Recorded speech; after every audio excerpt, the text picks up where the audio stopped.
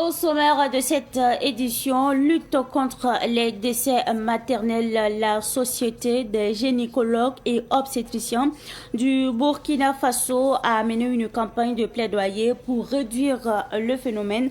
C'est une rencontre qui a réuni des journalistes et communicateurs à suivre dans ce journal. Le comité d'organisation du centenaire du petit séminaire de Pabré a dressé le bilan de ses activités. Le comité a également annoncé la clôture des activités du centenaire prévue le 24 janvier prochain. On en parle dans ce journal. Mesdames et messieurs, bonsoir et bienvenue à ce rendez-vous consacré à l'actualité sur Savan TV. Des gendarmes ont été décorés ce matin pour service rendu à la nation. La gendarmerie nationale a donc procédé à la cérémonie de distinction au camp Paspanga. Au total, 107 gendarmes issus de l'état-major de la gendarmerie nationale, de la 3e légion de gendarmerie et de la légion spéciale ont été justement décorés.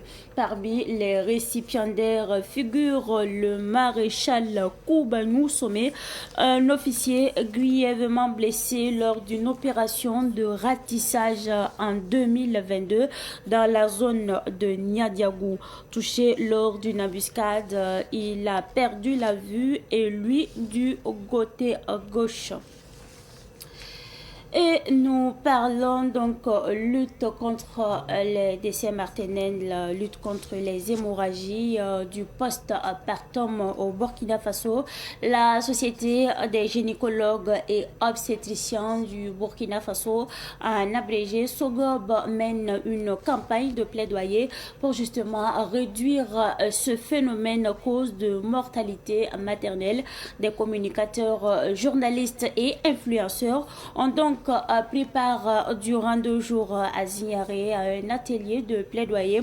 Cette rencontre avait pour objectif de renforcer leur compréhension du phénomène et de les mobiliser comme relais d'opinion auprès des décideurs. C'est un reportage signé Daouda Yameko. Au Burkina Faso, donner la vie reste encore un risque mortel. L'hémorragie du postpartum, cette perte excessive de sang après l'accouchement, demeure l'une des premières causes de décès maternels avec 198 décès pour 100 000 naissances vivantes. C'est pourquoi la SOGOB, la Société des gynécologues et obstétriciens du Burkina Faso, intensifie son action de plaidoyer pour lutter contre la mortalité maternelle. La mortalité maternelle a diminué, mais persiste toujours à des niveaux qui ne sont pas des niveaux satisfaisants. Et nous avons voulu mener un plaidoyer dans le sens d'éliminer les décès maternels dus aux hémorragies du postpartum avec la contribution des hommes et femmes de médias. Et nous souhaitons qu'au retour de Zignaré, les hommes et femmes de médias retiennent que la mortalité maternelle est un problème de santé publique au Burkina Faso et que les hémorragies du postpartum constituent la première cause et que nous avons de quoi anéantir cette cause de décès maternel qui représente 30% des décès maternels au Burkina Faso et que si nous nous engageons à innover à travers de nouveaux produits et une autre manière de faire, nous pouvons d'ici la fin 2030 ramener la mortalité maternelle en dessous de 70 pour 100 000 naissances vivantes, qui est un engagement du Burkina et un engagement vis-à-vis donc de la communauté internationale et aussi un engagement vis-à-vis de la population pour faire en sorte qu'aucune femme ne meure en voulant donner la vie. Les spécialistes de la santé maternelle ont également plaidé pour que les formations sanitaires disposent des médicaments essentiels tels que la carbétocine thermostable pour prévenir les saignements après l'accouchement. Nous avons commencé un plaidoyer qui va nous amener à échanger avec les détenteurs d'enjeux, les autorités du pays, pour faire en sorte que le ministère de la Santé soit encore plus accompagné qu'auparavant à travers une innovation qui est l'acquisition de nouvelles molécules, notamment la carbétocine thermostable, pour redéployer principalement déjà dans les zones à haut défi sécuritaire, là où la chaîne de froid ne peut pas être assurée, car le produit que nous avons actuellement, qui est le syntocino, est un produit, notamment l'ocytocine, c'est un produit qui est thermosensible et qui ne résiste pas à la chaleur. Et nous avons besoin que les populations qui vivent dans les zones à haut défi sécuritaire ne soient pas des populations abandonnées ou laissées pour compte. Et nous souhaitons que le gouvernement et ses partenaires puissent acquérir cette nouvelle molécule que nous allons commencer par redéployer en priorité dans les zones à haut défi sécuritaire. Il y a également d'autres innovations telles que l'introduction des sacs d'évaluation des quantités de saignements après les accouchements et d'autres manières de faire qui relèvent du renforcement de capacité des acteurs de la santé qui font face à la mortalité maternelle. Ils étaient une trentaine de professionnels des médias et acteurs des réseaux sociaux à prendre part à cet atelier de plaidoyer de la SOGOB pour la Société des gynécologues et obstétriciens du Burkina. Cette campagne se poursuivra également à l'Assemblée législative de transition dans l'espoir d'obtenir des décisions fortes en faveur de la santé maternelle. La nouvelle ministre des Sports, de la Jeunesse et de l'Emploi, Annick Pikboum, a été installée officiellement dans ses fonctions par le secrétaire général du gouvernement et du Conseil des ministres en présence de plusieurs personnalités politiques et sportives. Elle s'est exprimée à cette occasion. Écoutons un extrait de son intervention au micro de Ruben Wilson Kodio. D'après les statistiques, en 2023, un Burkinabé sur 3 est jeune, c'est-à-dire entre 15 et 34 ans, soit 7,5 millions de personnes. Il faudra offrir à cette frange des perspectives d'avenir, promouvoir l'emploi dans un contexte économique exigeant et partant faire du sport un vecteur de cohésion sociale, de résilience, de santé, de génération de ressources et de rayonnement international. Ces défis sont immenses, mais ils sont aussi porteurs d'opportunités.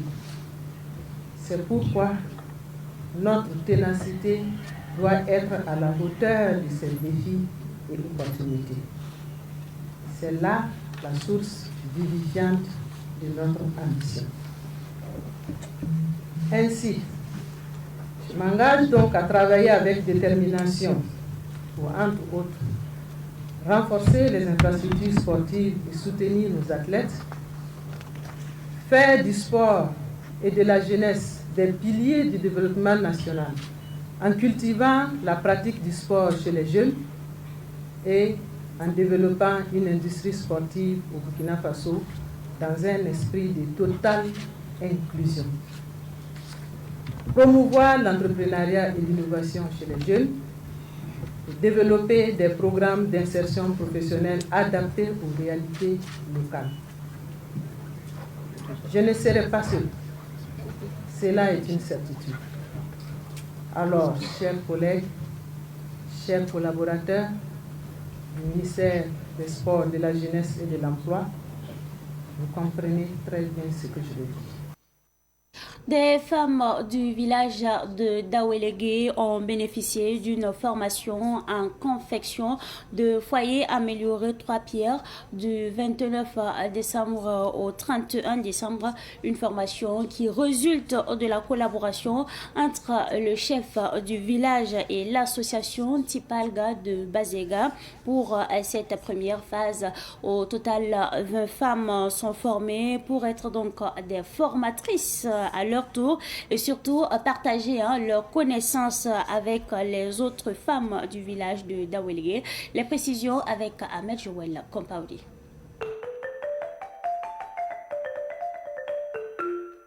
Dans cet environnement bien arboré du village de Daouelégué, dans la commune de Saponi, des femmes sont formées pour être des formatrices en confection de foyers améliorés 3 pierres. Des foyers 3 pierres améliorés pour leur faciliter les tâches culinaires. Ces foyers offrent aux femmes plusieurs avantages, comme l'économie en consommation de bois, le supplément de propriété, la préservation de la santé dans le ménage et la conservation de l'environnement en général et du couvert végétal en particulier. Cette formation de 72 heures a été bien accueillie par les femmes. Nous avons beaucoup appris de cette formation qui nous sera très bénéfique. Depuis le premier jour, nous étions déjà satisfaits. Nous disons merci à nos formatrices pour cette opportunité. Nous sommes aptes à faire de ça une activité génératrice de revenus, en plus de l'utilisation de ces foyers dans nos ménages. Je suis très contente et je dis vraiment merci. Une chose est de confectionner les foyers, mais une autre en est de les entretenir pour leur pérennisation. Après cette formation, les connaissances acquises permettront aux femmes d'en faire une activité génératrice de revenus. Après la construction, on est revenu les sensibiliser sur l'utilisation, l'entretien et même les réparations. Et on vient de les montrer comment soulever et comment aller disposer à la maison. Ici, c'est vrai que c'est la première fois, mais celles qui ont eu la chance de bénéficier il y a plusieurs années, certaines en ont fait des activités lucratives. Il y a d'autres projets même qui les font appel. Elles vont former des femmes et elles sont payées. Certaines ont juste construit, déposé et puis les gens viennent payer. Les conseils qu'on donne aux femmes de Daouélégué, c'est d'en procurer et en faire vraiment leur principale activité parce que les F3PA contribuent à économiser non seulement le bois de chauffe, et ça contribue à protéger l'environnement durablement. Pour cette première phase du projet, une vingtaine de femmes ont été formées. Elles serviront de relais pour former d'autres femmes du village de Daouélégué en particulier et de la commune de Saponé en général. C'est dans le cadre d'un projet mené par l'association Tipalaga. On peut se satisfaire du fait que c'est en fait la formation des formatrices. Donc à leur tour, elles devront travailler effectivement à former les autres. C'est une formation qui va avoir des répercussions sur l'ensemble des femmes, étant entendu que ce ne sont pas toutes les femmes qui ont pris part à cette formation. Cette formation intervient au moment où il est pratiquement difficile de trouver des arbres. Elle est intervenue au moment où le couvert végétal, et on peut s'en féliciter, n'est pas aussi dégradé que cela.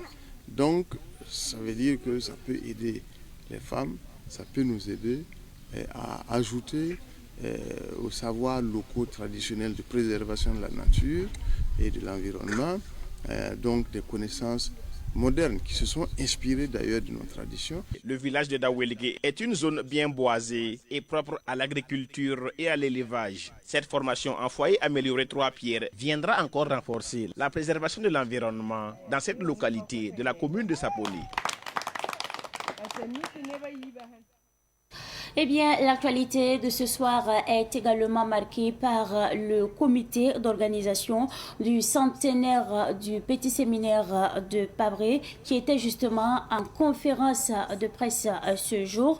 L'objectif était donc de présenter de manière exhaustive les activités menées depuis l'ouverture officielle du jubilé en janvier 2025, mais aussi annoncer le programme des activités prévues donc pour la cérémonie de clôture, une cérémonie fixée au 24 janvier 2026. On fait le point avec notre reporter Sidiki Kabri. De la rénovation de plusieurs infrastructures à la réhabilitation de terrains de sport en passant par l'installation de lampadaires, la plantation symbolique de 100 arbres et l'organisation de forums thématiques, plusieurs activités ont été organisées dans le cadre du jubilé d'eau tout au long de l'année 2025. En ce mois de 2026, consacré à la clôture du centenaire, diverses activités majeures viennent couronner cette année de célébration. Dès ce dimanche-là, à Pabré, à partir de 9h, nous allons assister à la clôture d'un tournoi de football qui a été organisé dans le cadre de ce centenaire. L'après-midi à 16h, nous serons au ciné Néroyan pour le concert. Alors, il s'agit d'un concert qui sera uniquement et entièrement animé par les scénaristes. Les scénaristes qui sont actuellement à Pabré et qui sont au nombre d'à peu près de 215. Alors, il y aura au cours de cette séance la projection d'un film documentaire que nous avons fait élaborer pour que les gens puissent s'imprégner de l'histoire du petit séminaire de Pabré depuis 100 ans. Le samedi 24 à Pabré, ce sera le clou de la cérémonie, si vous me permettez, avec la grande messe solennelle qui sera célébrée sous la présidence de Monseigneur Contiero, notre père évêque, à partir de 9h. Et après la messe, on partagera quelque chose de symbolique. 100 ans d'existence à Pabré constitue une étape historique qui mérite d'être célébrée avec faste.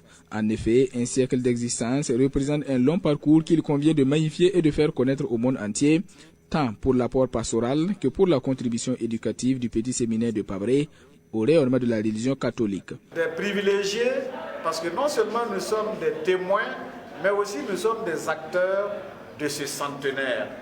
Alors, je ne crois pas que dans la vie d'un homme, quelqu'un ait célébré 100 ans 2 fois. Donc, c'est dire l'importance donc de cette cérémonie que nous avons voulu marquer pour l'histoire, non seulement de nous, anciens séminaristes, non seulement de l'Église, mais pour toute la nation burkinabé, au regard de ce que ce petit séminaire de Pabré a fourni comme élite, aussi bien pour l'Église que pour notre nation burkinabé. En termes de perspective post-jubilaire, le comité d'organisation prévoit la construction d'un mémorial ainsi que d'un centre d'accueil. Il a également envisagé la mise en place d'une architecture globale retraçant l'évolution historique du petit séminaire de Pabré. Le jubilé d'or du petit séminaire Saint-François de Sales de Pabré est placé sous le thème 100 ans du petit séminaire Saint-François de Sales, Deo Gracias, œuvrant pour son rayonnement. Patrimoine culturel à Burkinabé, le comité d'organisation a tenu une conférence de presse. Retour justement sur cette conférence de presse avec notre reporter Ahmed Chouela Kompaouri. Wabo, en langue nationale maure qui signifie viens, est un rendez-vous de promotion culturelle qui annonce ses couleurs, tel un festival qui se veut un cadre de valorisation du patrimoine culturel burkinabé. Après une première édition réussie, Wabo revient pour une deuxième fois avec les mêmes objectifs. Pour cette édition, 4 principaux visages de l'événement seront présentés, à savoir Wabo Place, Wabo Rim, Wabo Academy et Wabo Kamba. Déjà, le message que nous voulons faire passer, c'est un message de remerciement à nos plus hautes autorités, voilà, notamment notre président, Ibrahim Traoré, et tout son gouvernement, qui se battent jour et nuit pour que nous puissions tenir nos activités. C'est déjà ça, leur montrer que nous sommes aussi dans la dynamique et que nous faisons de notre mieux pour que notre culture là puisse briller au-delà du Burkina Faso.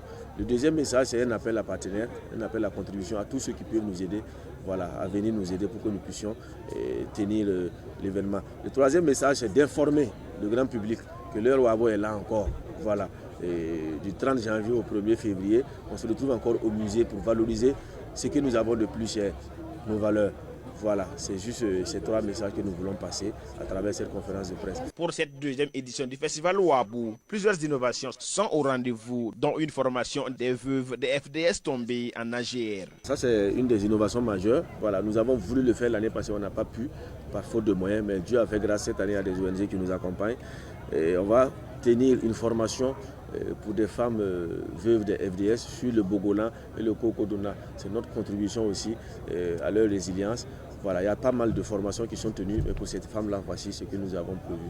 Un festival inédit est promis au public pour cette édition. Le promoteur invite tous les amoureux de la culture à s'approprier l'événement. Juste en un mot, Wabo sera du Wabo. Voilà, ce qu'ils ont vu à la première édition n'est qu'une partie infime de ce que nous savons faire. Ce que nous les réservons à la deuxième édition, ils seront encore édifiés, ils seront encore émerveillés par nos talents, par les talents de Yacine et de tout son comité.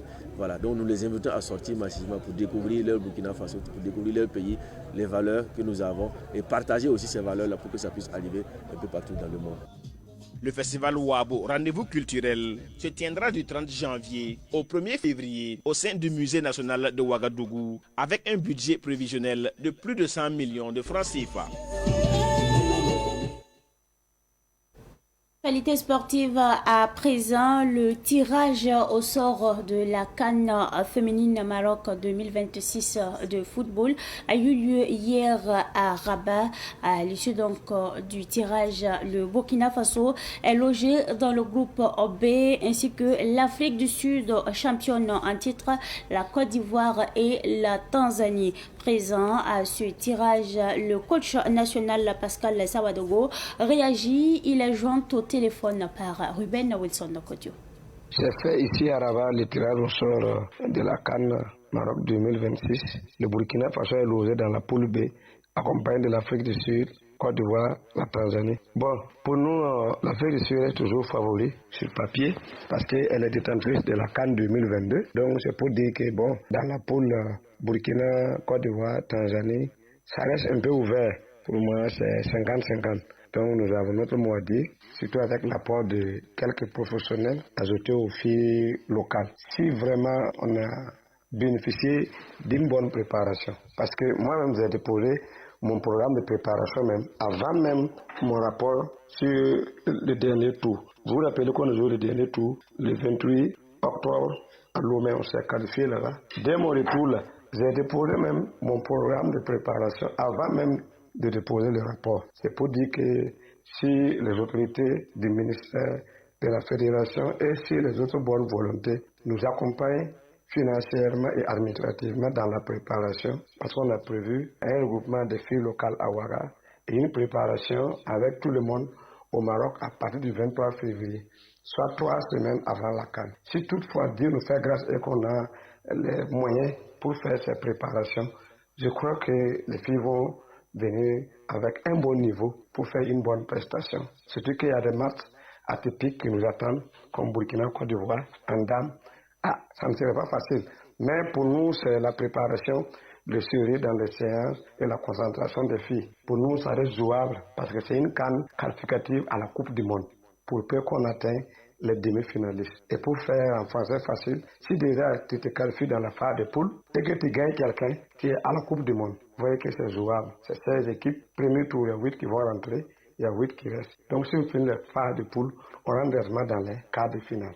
Si en quart de finale, tu gagnes quelqu'un, tu es en demi-finale et tu es qualifié en même temps pour la Coupe du Monde. C'est très très jouable, mais ça nécessite une bonne préparation.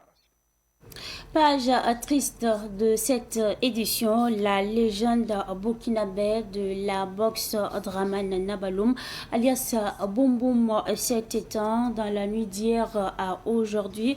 3 fois champion d'Afrique, 3 fois champion international. Il a livré 44 combats professionnels pour une vingtaine de victoires. Abdoul Diallo, journaliste sportif à la retraite, donne son témoignage sur la carrière du disparu, propos recueillis par Ruben Wilson Kodio. Quand est-ce que j'ai connu Dramane? C'était en 1992, à la Maison des Jeunes de la Culture de Ouagadougou. En ce moment, l'équipe de volley de l'Asfa Yenengassi s'entraînait là-bas. Et je l'ai vu à l'entraînement, il m'a approché. « Bonjour monsieur », avec un accent français. Je lui ai dit « Mais tiens, qui c'est ce jeune homme-là » On a échangé. Je vous vois souvent du côté de la télévision. Je dis « Oui, je travaille à la télévision ». Il dit « Oui, qu'il me voit au magazine des sports aussi ». Et que lui vient au conseil parce qu'il a un frère là-bas. On a causé.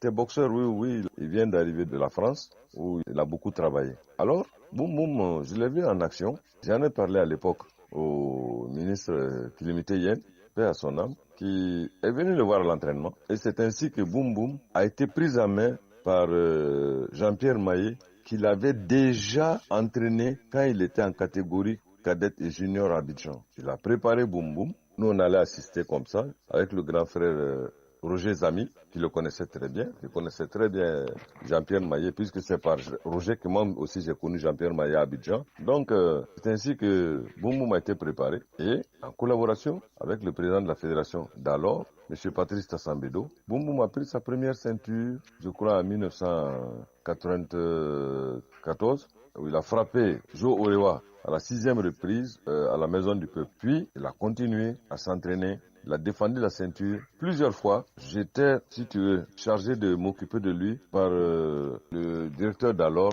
Mahmoudou Ouedraogo, qui est un grand fan de la boxe. Il m'a dit, mais Diallo, ton boxeur est bon, mais occupe-toi-en. Et c'est ainsi que Boum Boum a été préparé maintenant pour la ceinture haute. Et pour y parvenir, qu'est-ce qui s'est passé? Boum Boum a rencontré Jacobin Youma, un des grands boxeurs de l'époque qu'on appelle l'ouragan de Cayenne. C'était à Abidjan, en 1994. J'avoue que ce monsieur-là a combattu ce jour-là comme c'est pas possible. À l'issue du combat, Jacobin Youma préparait son championnat du monde à Las Vegas, dans le mois qui devait suivre. Quand bien même un boxeur gagne contre un challenger, contre un boxeur qui prépare un championnat du monde, on dit que le combat est nul. Et c'est ainsi que Boum Boum, vraiment il a gagné le combat. Et quand il a fini, Jacoba m'a dit, il n'y a rien à dire, ce garçon, il faut le préparer pour le mondial. C'est pas tombé dans l'oreille d'un sourd. Quand nous sommes revenus, le président de la fédération, Patrice Sambedo, et son staff ont vu les autorités du Burkina Faso afin que Boum Boum soit mieux entretenu, qu'il bénéficie de boxeurs de très haut niveau, afin de se préparer.